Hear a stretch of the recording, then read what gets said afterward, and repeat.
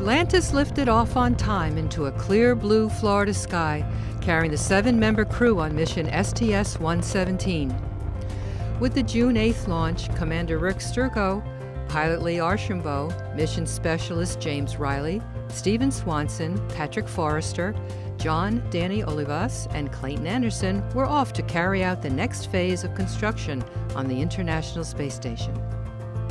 Their mission had been delayed by several months after hail at the launch pad damaged the external tank, requiring time-consuming repairs inside the vehicle assembly building.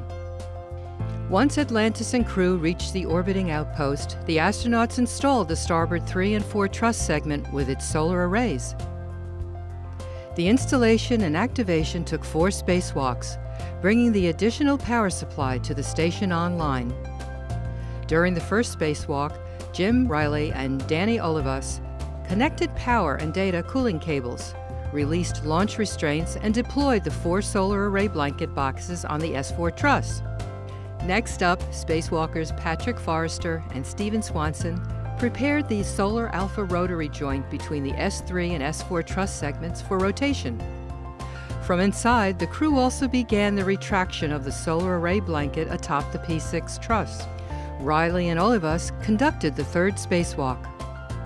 Supported by the shuttle robot arm, Olivas repaired a protruding piece of thermal blanket on Atlantis' left orbital maneuvering system pod, while Reilly installed a hydrogen vent valve in the forward section of the Destiny laboratory.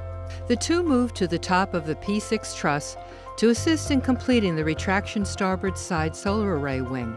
On board the station, the Russian crew members and ground controllers worked to troubleshoot computer problems that were resolved by the end of the mission.